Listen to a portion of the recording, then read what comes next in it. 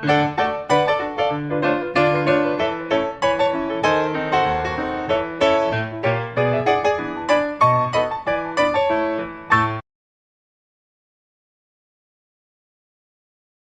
isso aí, galera. A gente chegou aqui em mais um Primitivo Cast. Hoje é dia 8 de janeiro de 2024. Vamos iniciar nossos trabalhos, iniciar nosso ano aí. Feliz ano novo para todos. A gente trouxe hoje aqui um convidado super especial, um amigo aí que praticamente cresceu na adolescência junto comigo. É uma pessoa que eu considero muito. Ele é músico, um dos melhores violoncelistas do Brasil na atualidade. Faz parte do grupo Trio Titânio. E o nome dele é Júlio Peloso. A gente vai dar as boas-vindas aqui pro Júlio, deixar os irmãos Quevedos também falar as boas-vindas aí pro Júlio, e depois o Júlio dê as suas boas-vindas, se apresenta da melhor forma possível aí. Vai lá, Vini. Olá, pessoal. Júlio, muito obrigado, tá? Um prazer inenarrável. Muito obrigado pelo seu tempo, pela sua disponibilidade, né? A gente sabe que você é um cara famoso. Então, cara, muito obrigado pelo seu tempo e que a gente colha boas histórias, bons momentos, toda a sua trajetória. Obrigado mesmo. Julio, muito prazer aí, cara, conhecer você aí. Vai ser ótimo. Tô curioso pra caramba saber. O Felipe tava com uma expectativa gigantesca aí. Na hora que ele falou que você aceitou, a gente nem acreditou, cara. Ficamos todo mundo muito empolgado aqui. Obrigado, por favor, o palco é seu. Manda bala. Fala, rapaziada, tudo bem? Obrigado pelo convite, é um prazer estar aqui com vocês. Bom, para quem não me conhece, eu sou o Júlio Peloso, sou violoncelista, músico, artista formado, né? Tenho o meu bacharelado em violoncelo, né? Trabalho não só com violoncelo, mas com música em geral, né? E é isso, gente. Estamos aí para trocar aquela ideia aí. Obrigado pelo convite. Muito legal. Não precisa ficar nervoso, tá? Aqui é um bate-papo entre amigos. É. Vamos lá. Eu vou para pergunta primordial. Como que é o primitivo do Júlio? Da onde vem o Júlio? Quem é o Júlio? Da onde você nasceu? Da onde é a sua família? Você tem irmãos? Você não tem? Você é o filhinho da mamãe? É, como que surgiu aí depois o violoncelo na sua vida? Como que surgiu a música na sua vida? Quiser falar aí dos seus primórdios, né? Fique à vontade. Bom, eu sou o irmão mais velho, né, da minha casa.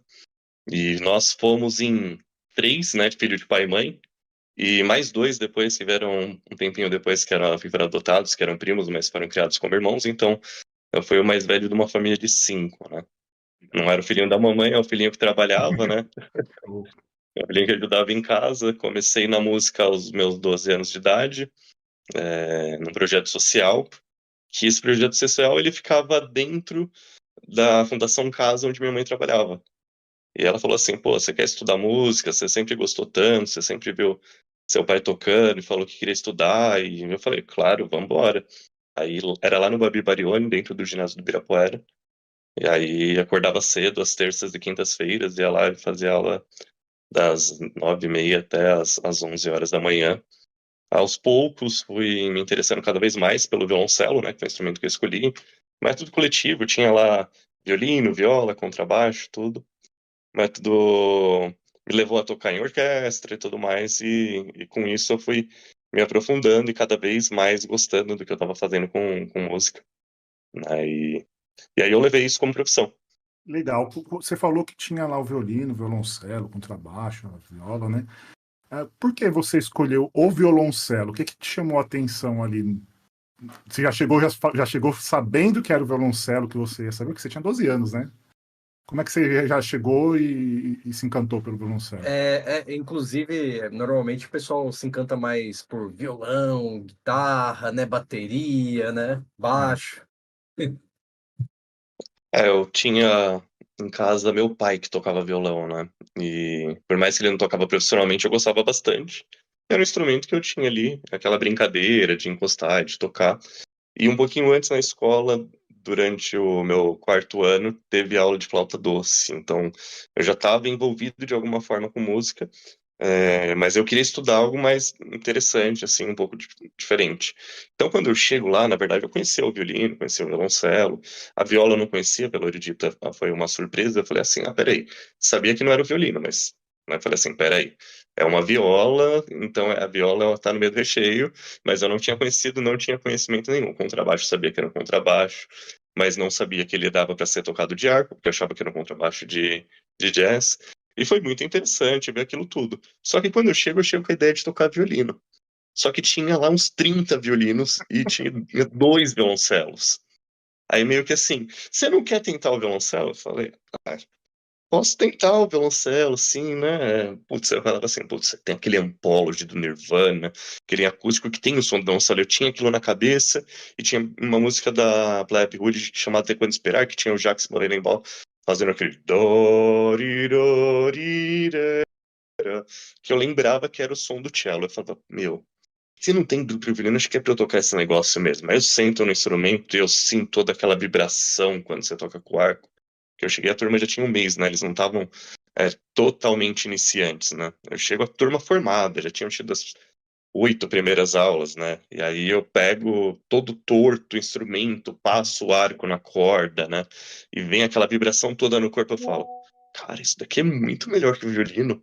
Ainda bem que eu não fui pro violino. Então, assim, a sensação, quando eu começo a tocar, eu falo assim, não fui eu que escolhi esse instrumento, não. Ele que me escolheu, porque parece que mexeu comigo ali na hora que eu sentei para tocar. E aí depois passaram-se 22 anos e eu nunca mais desgrudei do instrumento, né?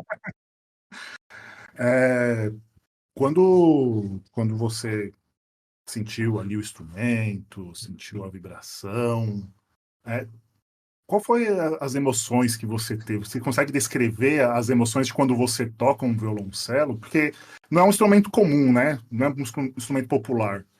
Como que é tocar um violoncelo? E se você puder explicar o que que é um violoncelo, porque muitas pessoas vão só ouvir, né, o podcast, não vão enxergar, não vão ver. A gente vai colocar aqui a imagem de violoncelo depois, para quem estiver vendo o vídeo com Isso. imagem, mas quem estiver ouvindo, tenta descrever um pouco o violoncelo aí, porque você falou que ele abraça o corpo, né? Como que é o violoncelo? O violoncelo ele é um instrumento de cordas da família das cordas, né? Então, quem tem como visão um violino, você tem que imaginar que o violoncelo ele é um pouco maior que um violão, né? Só que é um instrumento de 4 cordas, assim como o violino. E ele tem graves, médios e agudos, né? Ele tem um grave bem encorpado, bem cheio, e ele tem a região aguda dele, onde ele alcança as notas do violino também. E quando eu falo que ele vibra bastante, é porque ele tem uma caixa muito grande e essa caixa você consegue sentir toda a vibração da corda, né? E eu acho o violoncelo um instrumento super expressivo e ele tem uma facilidade de mostrar algumas coisas tipo, mais melancólicas, mais sentimentais, né? Não que você não consiga transpor também alegria com esse instrumento, mas ele tem uma dramaticidade que é só dele. Legal. Júlio, engraçado você falar, porque você falou que ele alcança as notas de um violino. Eu não imaginava que um violão tão grande, né, não sou tão aprofundado em música, né, que ele chegaria a esse tom do violino, cara. Que bacana, vou dar uma estudada, porque agora, olha, eu tô com 32, cara, não fazia ideia. Eu acho que o pessoal, né, que vai escutar, que vai assistir a gente também, algumas pessoas igual eu, vai se surpreender. Muito legal, cara, obrigado. Eu queria até perguntar também se qual que é o valor de um violoncelo, cara? Quanto que custa isso? Olha, a China chegou chegando aqui e hoje a gente tem os instrumentos chineses que chegam mais baratos, né? E o mais barato não é tão barato quanto um violão chinês, por exemplo, né? Você tem instrumentos aí chegando aqui na faixa de 1.200, R$ 1.500, que são aqueles bem para começar mesmo, que aí você ainda tem que trocar a corda quando chega, levar no luthier, que, né? O luthier vai fazer um trabalho, os ajustes devidos no instrumento, então assim, você começa aí nessa faixa de R$ 1.500, vamos dizer assim, com o instrumento. Agora você tem instrumentos aí que você pode colocar aí milhões de dólares facilmente neles. Porque alguns você não tem nem uma avaliação sobre o valor deles. Porque são instrumentos de mais de 300 anos. E esses instrumentos, eles são feitos ainda, às vezes, muitas vezes, muito antes deles serem construídos. Às vezes, o cara que construiu ele há 300 anos atrás, ele estava com um pedaço de madeira para construir por 3 gerações. O avô dele guardou para se construir um instrumento. E aí um cara lá na Itália pegou, por exemplo, vamos falar do Stradivarius. O cara pegou essa madeira e construiu um violino, uma viola e um violoncelo com aquela madeira que estava lá sendo guardada num telhado, sofrendo com o inverno europeu durante, sei lá, décadas. E aí depois tem todo o instrumento que vai vivendo sua história, que já passou na mão dos melhores músicos de todas essas gerações vindo para cá. Então, assim, instrumento bem conservado de 300 anos, como é que você pode avaliar isso, né? Não tem valia, como. cara. Não valia. Nossa. Você não avalia. Falando, vamos fugir um pouco da música, né? Que eu sei que vai ser um pouco difícil, que são 22 anos, mas você é um irmão mais velho de 5 irmãos. Como que é o seu relacionamento com seus irmãos? Como que é a sua família? Eles são músicos também? Eles estudaram música? Ou só você que teve essa fagulha da música?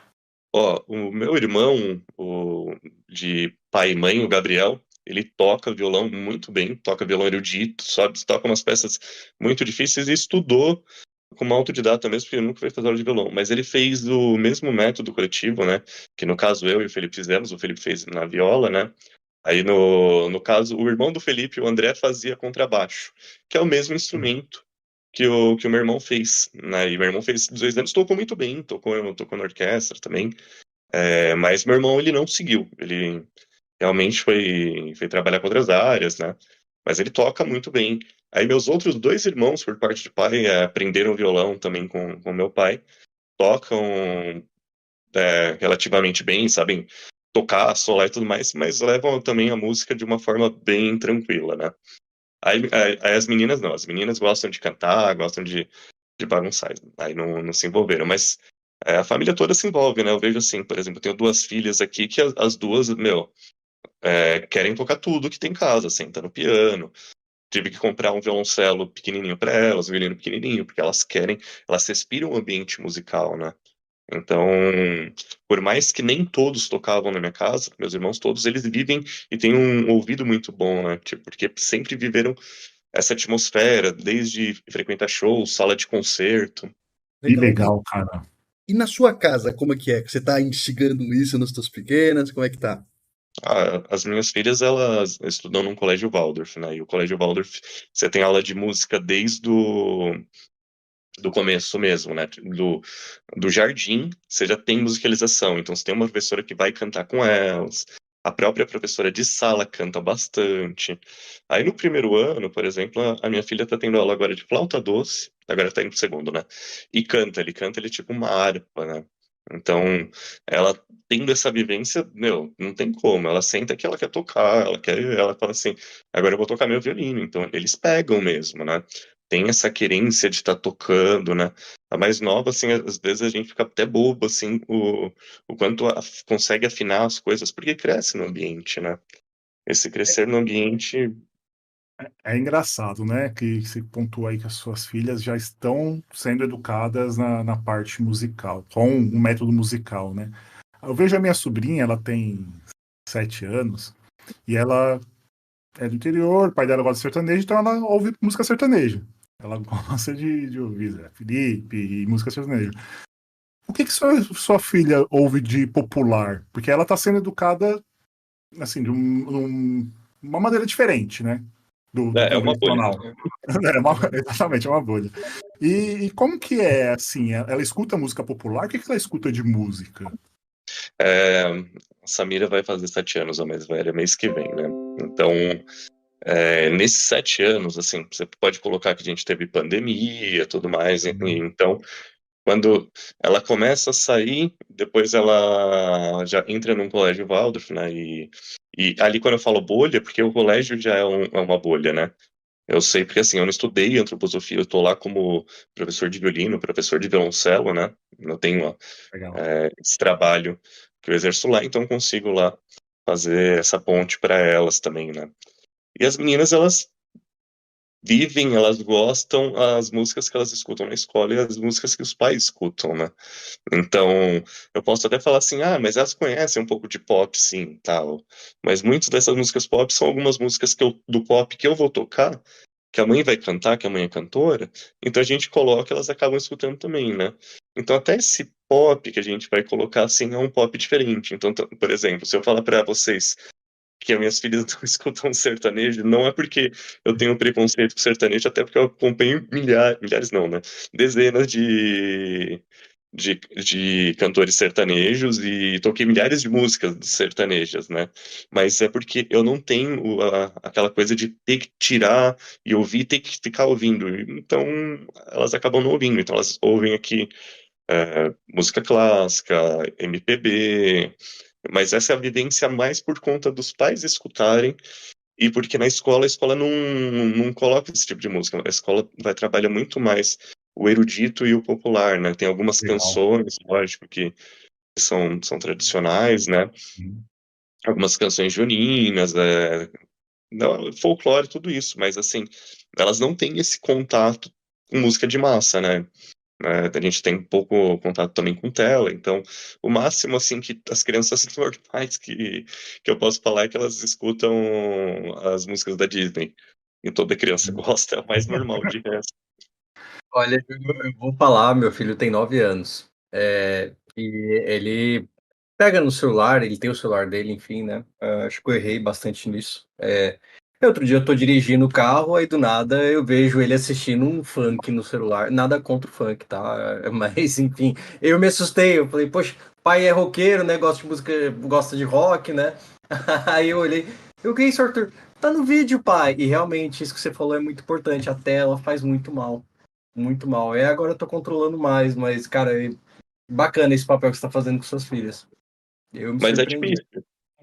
Eu acho que é muito difícil, principalmente pós-pandemia, porque assim, tem muita É, gente que fala do tela zero, mas eu acho que o tela zero, depois da pandemia, ficou praticamente impossível para Impossível. essa geração. tem Então, assim, razão. você tem que pegar alguma coisa, entendeu? A gente tenta, lógico, controlar o que eles vão assistir, mas é bem complicado você querer trabalhar, por exemplo, esse primeiro setênio aqui, que eu estou passando com elas, e falar assim, vamos brincar, vamos fazer uma atividade. É bem complicado, né? Mas elas escutam, elas gostam, né, de ver alguma coisa diferente que as outras crianças, né? Também, né? Então eu tenho, por exemplo, uma sobrinha que é criada, que fica muito tempo na tela, que é mais velha também, e aí foi lá na casa da sobrinha e falou assim: "Ah, você não sabe, eu joguei num tablet", ou seja, é uma baita novidade, porque pegou um tablet na mão. Porque até a tela, a gente não coloca o celular, a gente coloca a tela, tipo, meu, TVzona, grandona, não deixa super alta, volume baixo, pra, meu, se trabalhar de Legal. uma forma bacana. Legal. E É assim, uma luta. e assim, eu acho que vai ser difícil pra caramba pra gente também, porque vai crescer, vai ter um amigo na escola que também vai ter uma briga com o pai que vai pedir um celular, e aí vai ter acesso, e, meu, a gente tá numa geração TikTok, é bem complicada, cara. Então, e eu vejo, assim, certa impaciência também já nas crianças, mesmo a Samira que vai fazer 7 anos, a gente escuta, por exemplo, rock aqui em casa também. E tem músicas de 9, 10 minutos. Essa música não acaba nunca. Por quê? Porque tá acostumado com música de 2 minutos. A B, acabou, final, assim, tipo, música muito fraca, né? E só de batida. Então a geração é mais impaciente pra escutar música também. Eu lembro do Júlio, vou tentar voltar aqui à memória. Eu lembro do Júlio de 12, 13, 14 anos, mas eu lembro do Júlio Rebelde. Aquele Júlio punk, que tinha a banda dele lá, o Geração Suburbana. E aí, o que aconteceu com Geração Suburbana? O que aconteceu com o Júlio Punk? Não tô vendo o Ele Júlio tá, Punk aqui. ele tá vivo, né? Mas ele Pô, tá vivo mais focado na educação, mas um pouco menos de rebeldia. as filhas mudaram, né? As filhas fizeram você É, mudar o pensamento. as filhas fazem a gente amadurecer. Não Boa. tem jeito. Pra você ter uma Mas, ideia, mas assim, relembra um pouco dessa época aí, de quando você era o punk, o que você fazia, como que. Conta um pouco de algumas histórias aí de quando Se quiser contar você era um pouco os podres do rebelde. Felipe, seria interessantíssimo, Não, tá? não. Os podres do Júlio, né? Do Felipe hoje não. Júlio, uma pergunta rápida. Realmente o Felipe tinha cabelo? tinha bastante, inclusive. Caramba, Um dia cara. eu já fui cabeludo igual o Júlio, pô. Ele me conta, eu não consigo acreditar, Júlio. Eu falo: "Não, o Felipe tá mentindo pra mim". Ele falou: "É sério, cara, tinha cabelo aqui". Mas E beleza. É só com fotos mesmo pra Só com comprovar, né? Que a foto. gente começa a olhar a pessoa assim, você fala assim, não, mas não consigo ver mais essa pessoa com foto. Não tem nem como mais. Não, mas conta um pouco aí dessa história aí da sua época da adolescência. A geração suburbana, ano passado, completou 20 anos, né? Ó, que E legal. a gente tocou, né? Fizemos shows, a gente tá tocando, né? Mas existe as prioridades musicais, né? Eu vivo de música, né? Eu trabalho com música, meu ganha-pão é música. Então, a geração suburbana é o único trabalho musical que eu tenho que eu tomo mais prejuízo do que eu ganho dinheiro. Que bom, Então, assim, é o hobby, pô. É o hobby da música dentro da música. e aí, assim, os caras às vezes chamam a gente pra tocar numa casa de show e falam, não, vamos fazer. Aí, sábado, 7 horas da noite. Sábado, 7 horas da noite é o filé mignon dos trabalhos, né?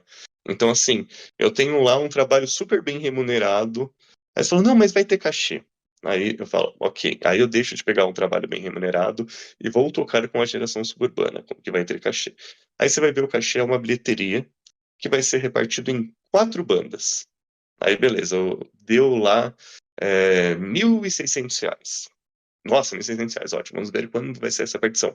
800 para casa. Eita, nós. Aí fica R$ 200 para cada banda. Aí eu tenho uma banda de três pessoas, de 2 pessoas que tocam comigo. Então aí eu divido isso, daí já vai dar R$ 66 para cada um. Aí eu chego na casa, eles vão lá e me dão uma comanda de R$ 30. Ou seja, não dá nem pra comer direito. Aí eu pego um lanche, pego uma cerveja ali gostoso ali, eu já deixei meu cachê, eu já nem pego o cachê. Aí às vezes eu gastei ali tipo R$ 20 de estacionamento, uns 30 de combustível, eu falo assim, Negativo. Não valeu eu a pena. não ganhei nada E ainda deixou de ganhar no, e no deixei outro. de ganhar. Aí eu falo assim, no outro ia chegar, ia ter, sei lá, ter camarim, às vezes você pega o trabalho, você fala assim, olha, tá um pouquinho longe, vocês podem, tem estacionamento, vocês podem dar uma ajuda de custo maior, as pessoas entendem isso, né? E ali não, ali é assim, pô, tá todo mundo ganhando, ninguém reclamou, só vocês reclamaram.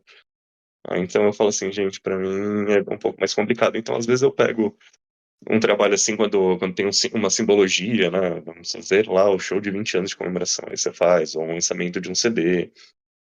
Mas eu fiz a banda também começar a se financiar, né? A gente vende camisa, vende o CD, fizemos um lançamento de um CD mesmo, com prensagem de 1.000 pelo Catarse, então tudo isso Ah, que você legal. faz a banda se pagar pra banda não ser uma dor de cabeça, mas sei lá, acho que muda um pouco quando você tem filhos, né? Porque quando a gente começou há 20 anos atrás, eu começo, tipo, uma banda quando eu tenho 15 para 16 anos, né? Tinha uma primeira banda, depois a minha segunda banda é a banda que eu fiquei a vida inteira. E aí tá lá meu irmão no começo da banda, meus melhores amigos começando, né? Todo mundo estudou música e começou a tocar junto e viver, e você vive toda aquela bagunça, né? Eu estudava música no centro de São Paulo, né?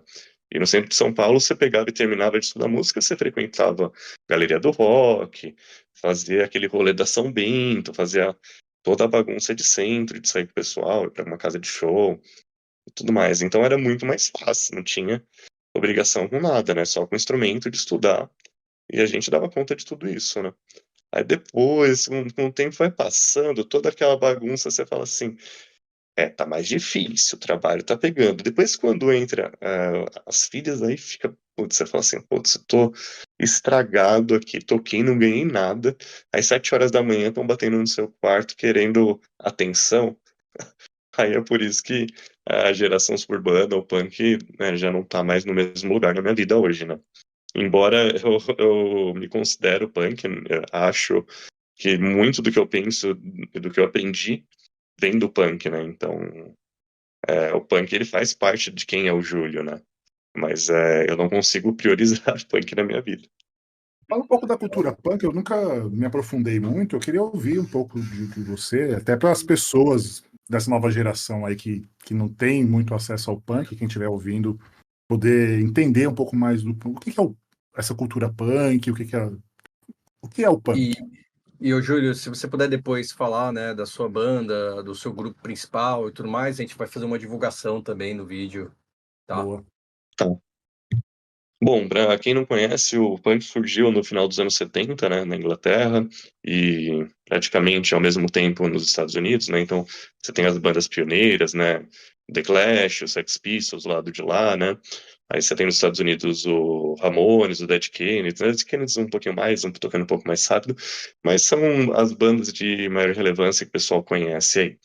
E ele começa como música, mas ele começa já chocando, né? Totalmente iconoclasta, com aquele visual, né? Os moicanos, as jaquetas de couro, rebite, aquelas roupas costuradas, né? O pessoal de preto com visual mais agressivo, né?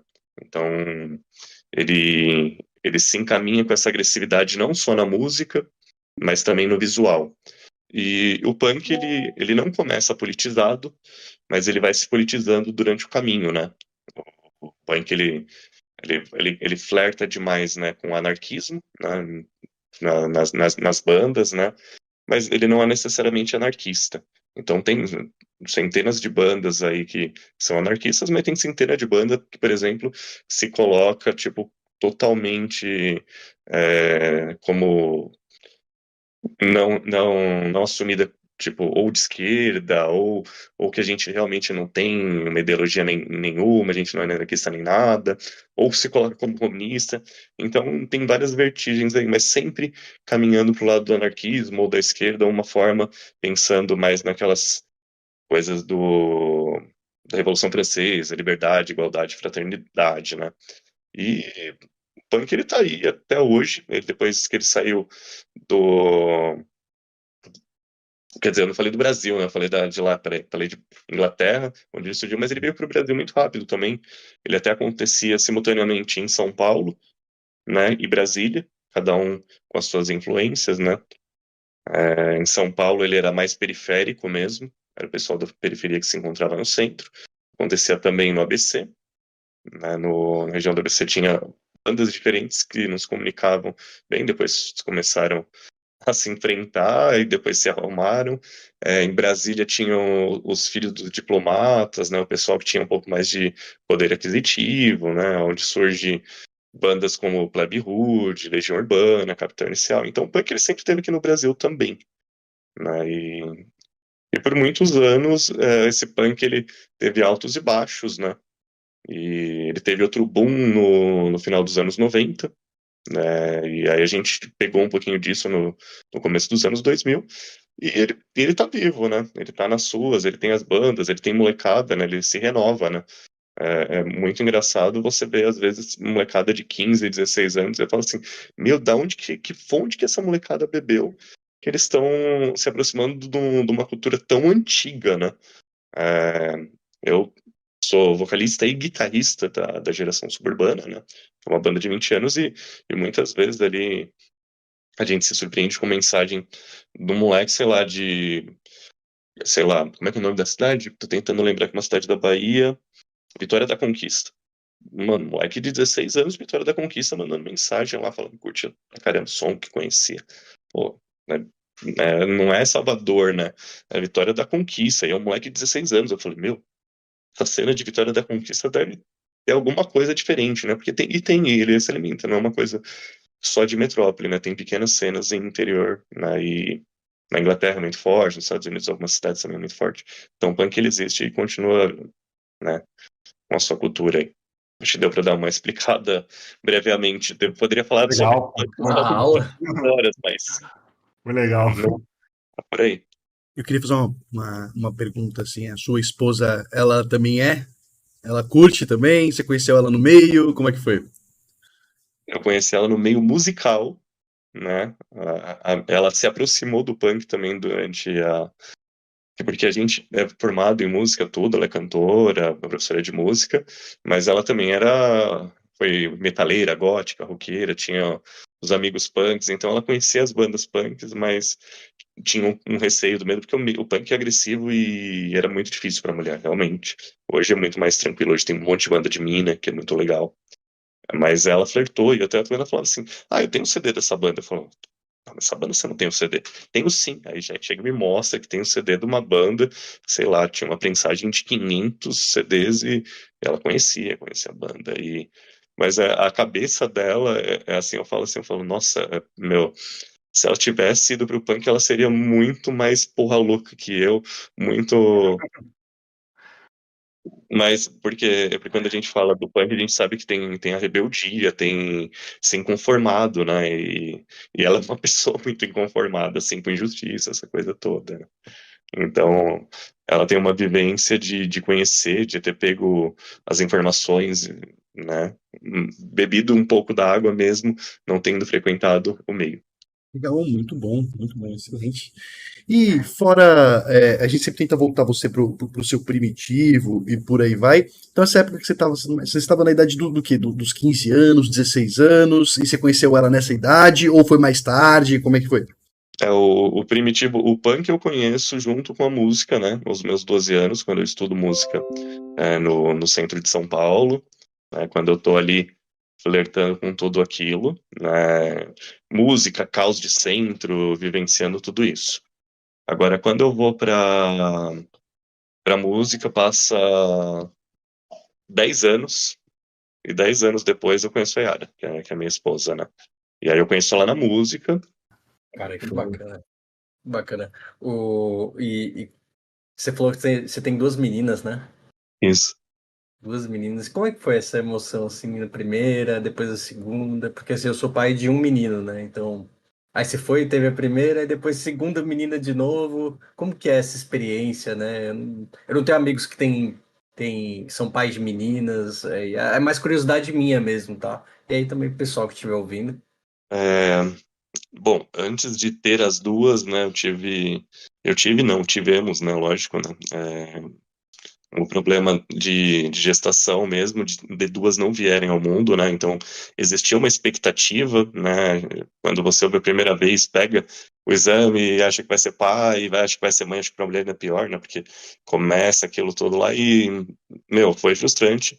A segunda, eu tava tocando, aí do nada ela descobre que tem uma gravidez na trompa e fala, tô indo pra um socorro, né, então eu tava no interior, termino o show, já vou lá ver o que aconteceu, ela falou, meu, acabei de entrar aqui, eu vou operar. Ou seja, ela pegou e tirou uma das trompas. Então, assim, quando você teve aquela segunda que tirou a trompa, aí a segunda perda você já fala assim, meu, já não tô nem pensando em mais nada, meu. Se for pra ser, vai ser. Aí a gente tava viajando.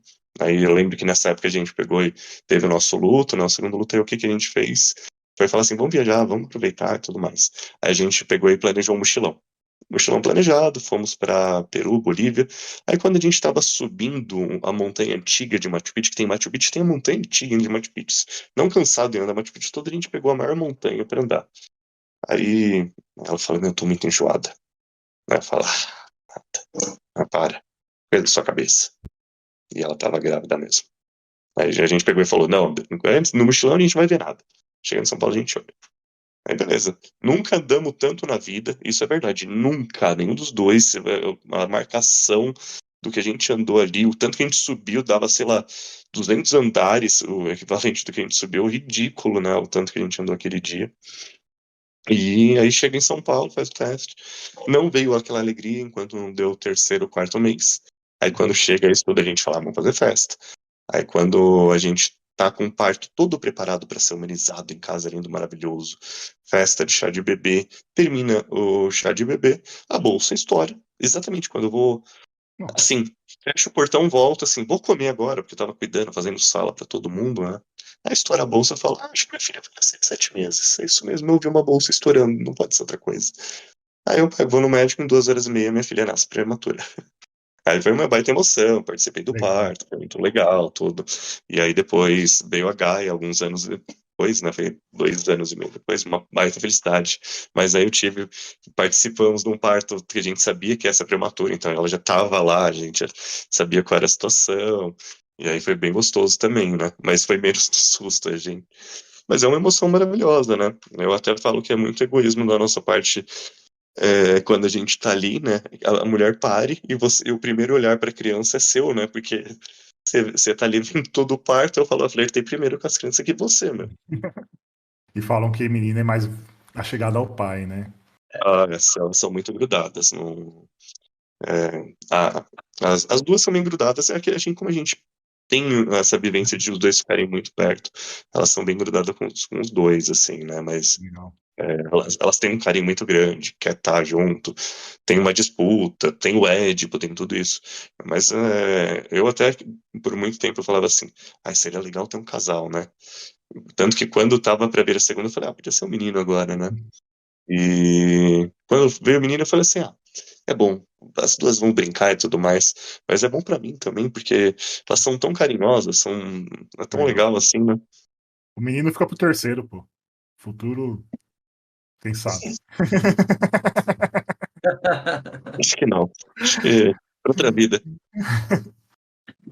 Você tinha Obrigado, comentado há pouco, que você ia fazer um mochilão assim, cara. Já tinha feito um mochilão antes, só tinha planejado, porque é um negócio que você tem que planejar rota, né? Cara, vou me deparar, vou ter que pegar um trem ali, fazer uma outra rota de ônibus, outra eu vou caminhar, tipo, não sei o idioma, ou já sabia o idioma, como é que é? Você fala mais de um idioma? Como é que é? Conta pra gente. Meu, eu sou a pessoa mais sem vergonha, né, meu? Eu falo nada praticamente de inglês e espanhol, mas eu vou e me viro. Eu estudei muito pouco, então sei muito básico, né? Mas a gente vai se virando e planejar.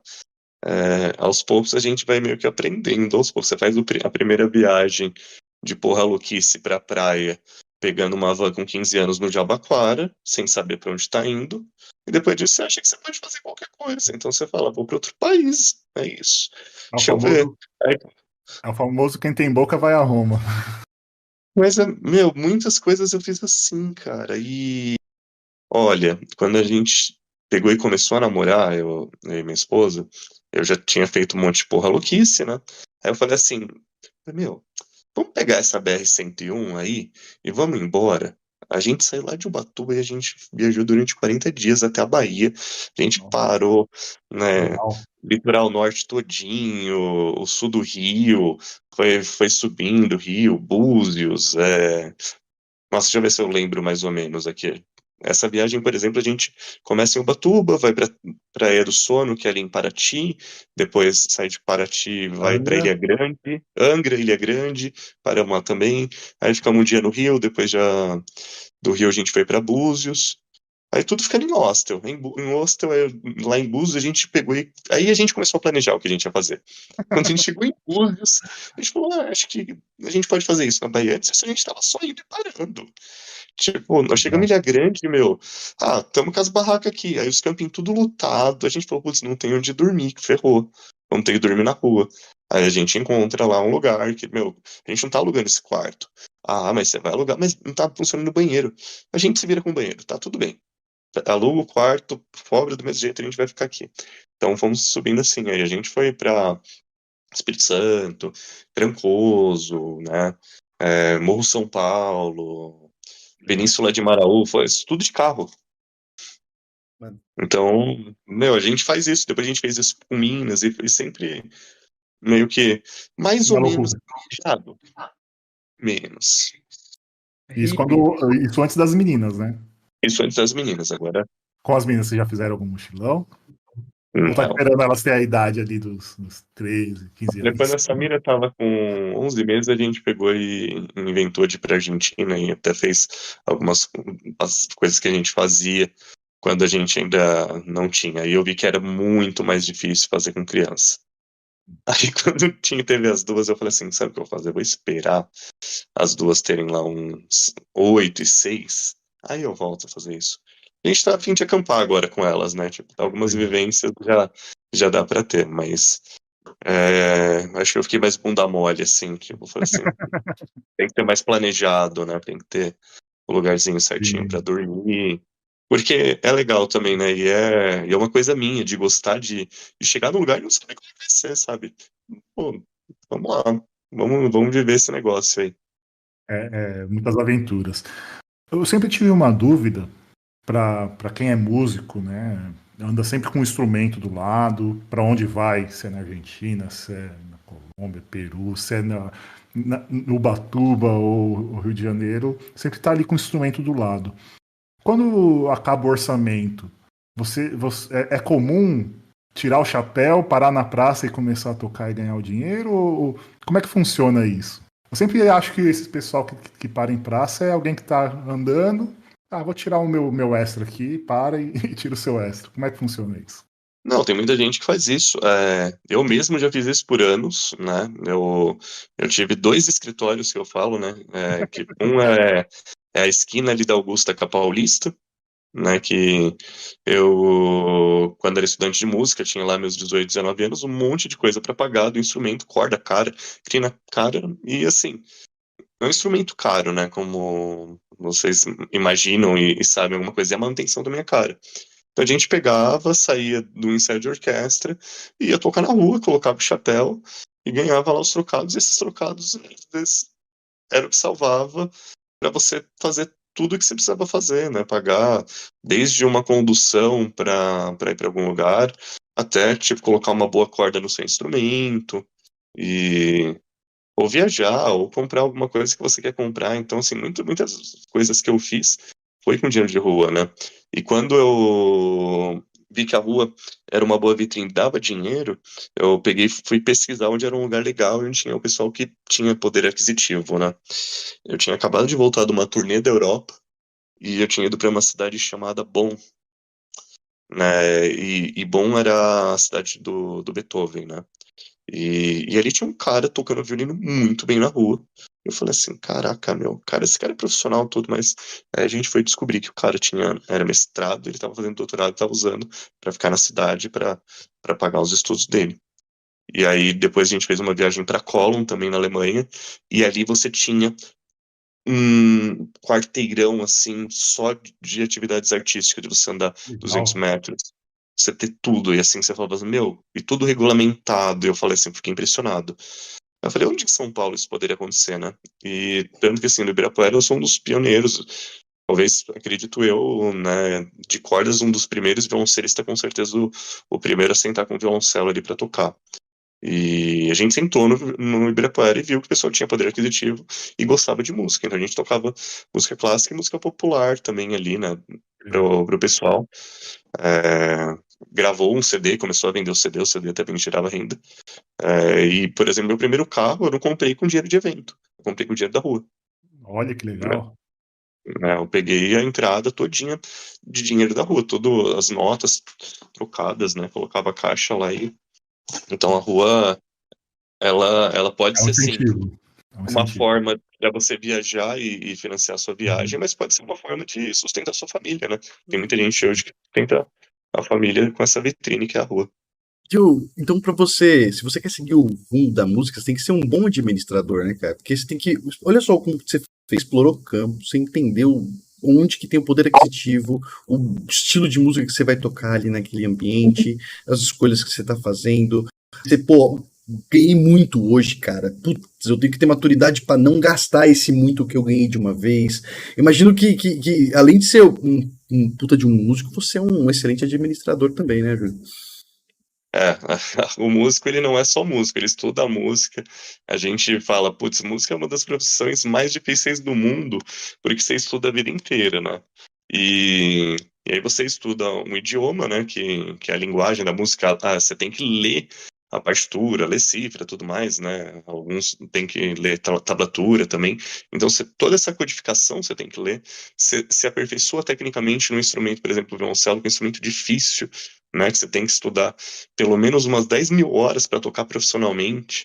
Então você tem toda essa bagagem. E depois que você toca tudo isso, se você não souber para onde você vai, você já está ferrado, porque é um campo muito difícil, muito competitivo. Você tem diversos caminhos para trabalhar. E você tem que aprender a administrar também.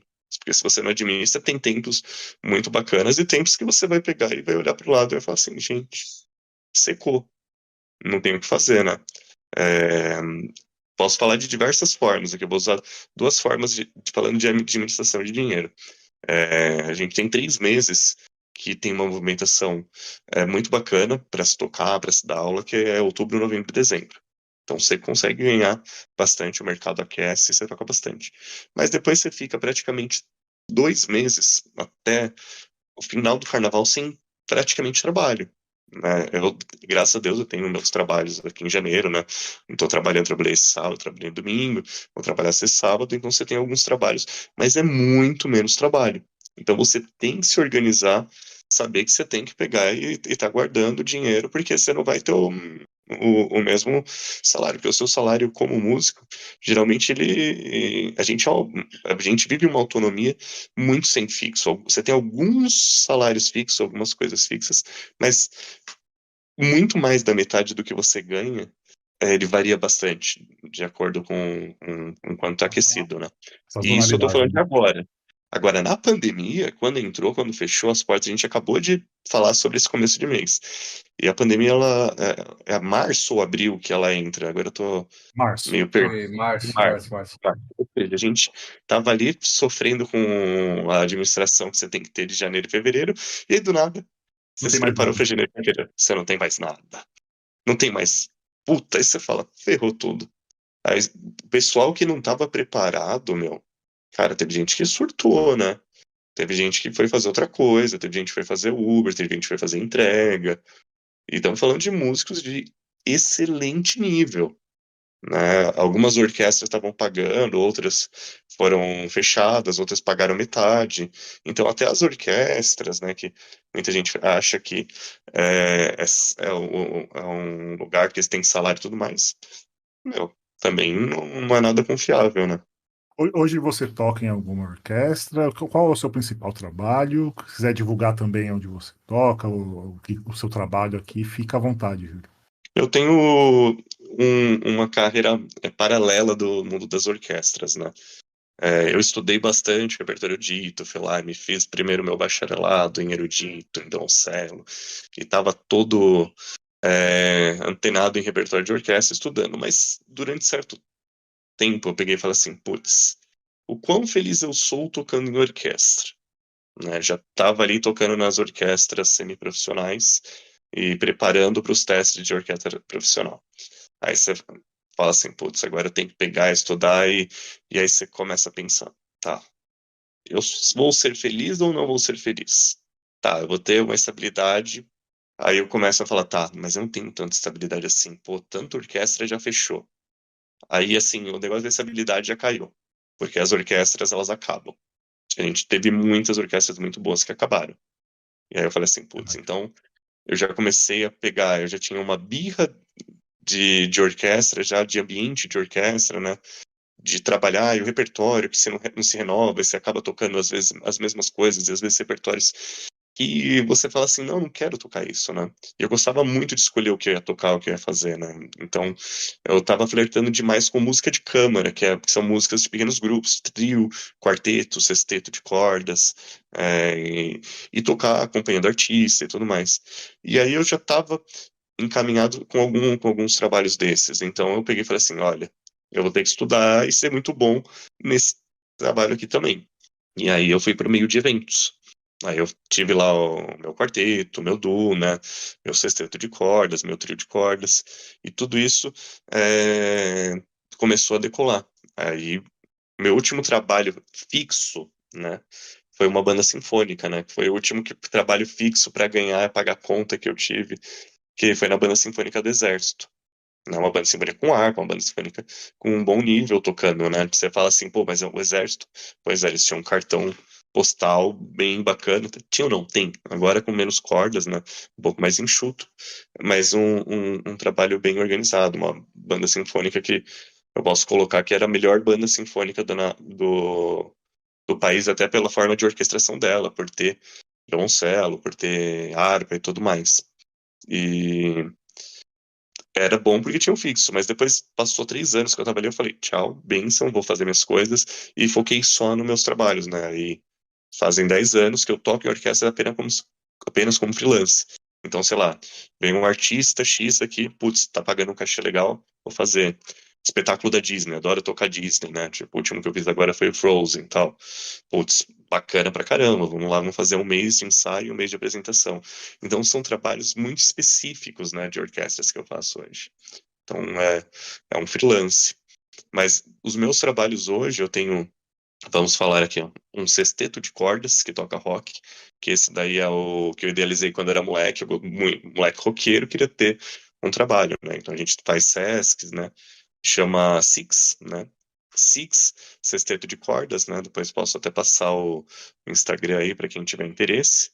E também tem o Trio Titânio, que está com mais de 10 anos. Esse aí já tocou em uma dezena de países, né?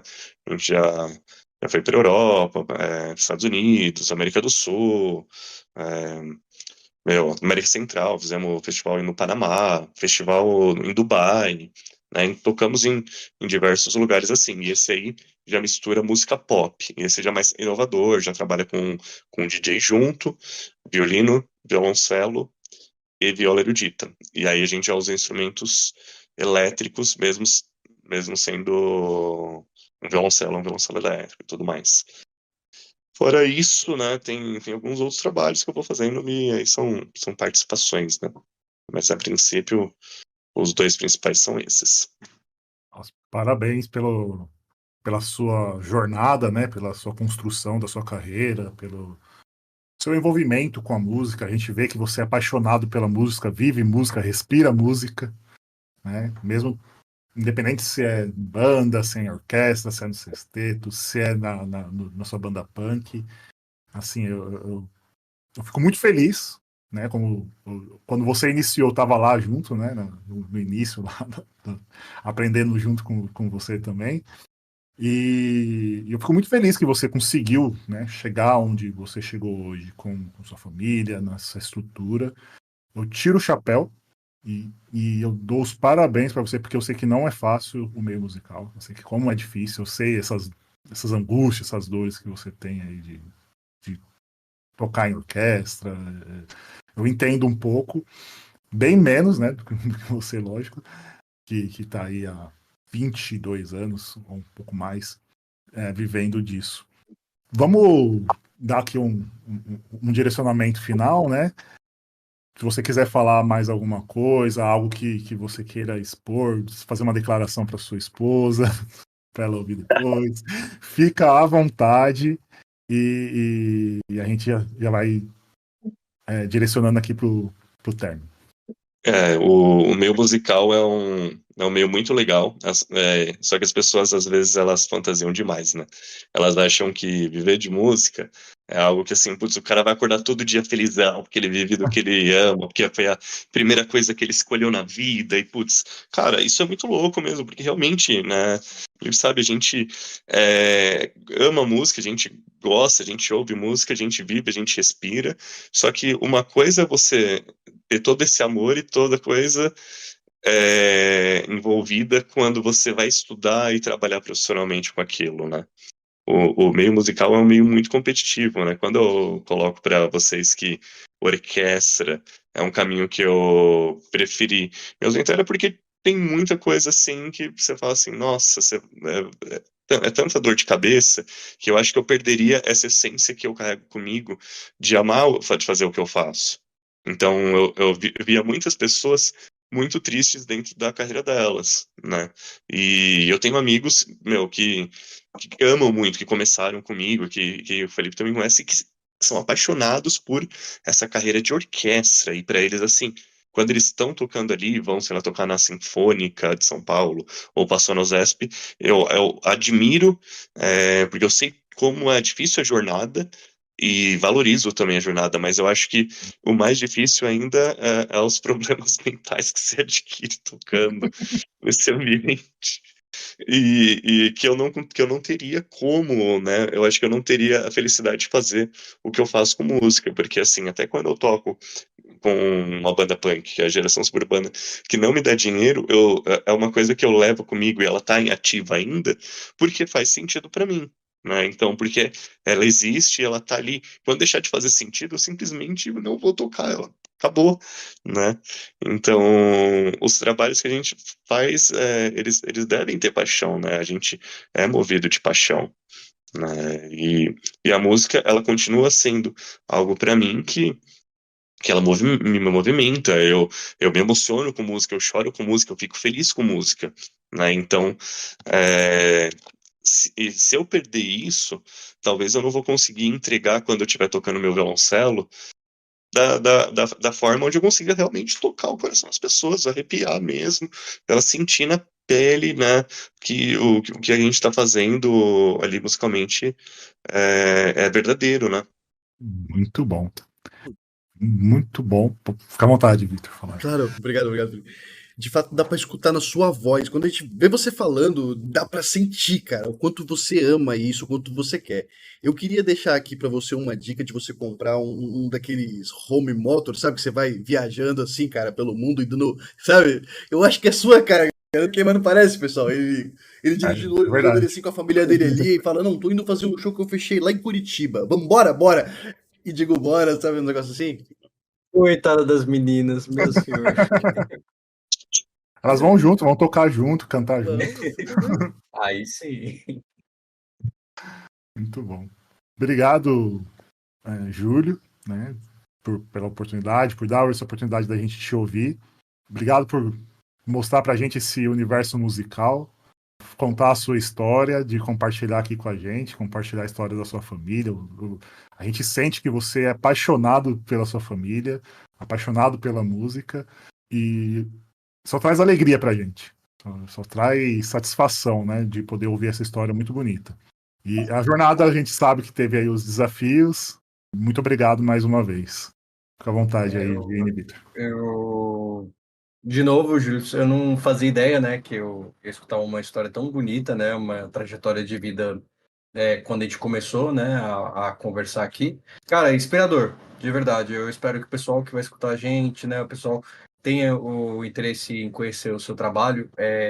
Para mim, né, que como ouvinte também, foi inspirador. Obrigado, eu desejo muito sucesso. Vamos juntos, vai longe, cara. Obrigado. Querido, eu queria dizer que, por favor, volta. De verdade mesmo, volta para falar com a gente mais um pouquinho no futuro próximo. Eu ia ficar muito, muito feliz de poder escutar um pouquinho mais. É muito pouco tempo que a gente tem aqui para poder aprender. E óbvio, quem tá escutando aqui é músico, cara, ele com certeza tá falando assim: caramba, bum, é o caminho, nossa, dá certo, eu quero. Cara, lindo demais. Parabéns do fundo do coração aí, cara. Quero muito ter a oportunidade de falar mais vezes com você. Obrigado. Eu que agradeço, gente, a oportunidade, foi uma delícia. Voltarei, só convidar, pode deixar. Tem muita história aí, muita coisa, até para quem é músico quiser dicas aí, pode ser alguma coisa mais direcionado também. Foi um prazer meu encontrar o Felipe, conhecer vocês, e desejo muito sucesso para vocês com o podcast. Valeu, obrigado, Júlio. Na próxima vez a gente faz uma sessão só de punk, hein? Fica horas falando de punk, você falou aí. Meu...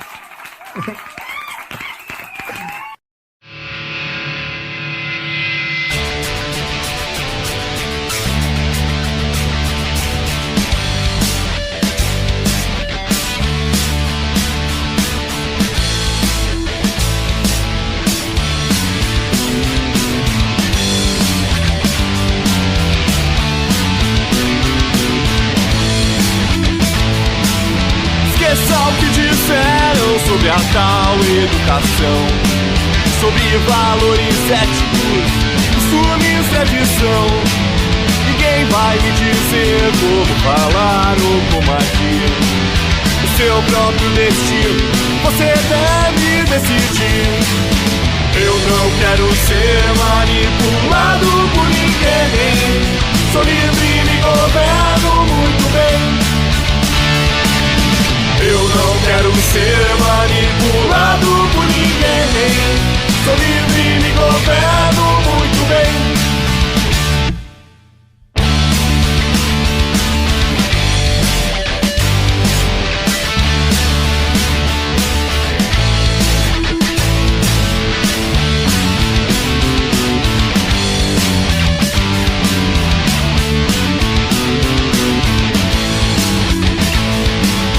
Sua liberdade, seu direito de escolher. Roubam sua identidade, não deixam você viver. Cortaram suas asas, você não pode voar. Ninguém cega os seus olhos, comece a enxergar. Eu não quero ser manipulado por ninguém. Sou livre e me governo muito bem. Eu não quero ser manipulado por ninguém. Sou livre e me governo muito bem.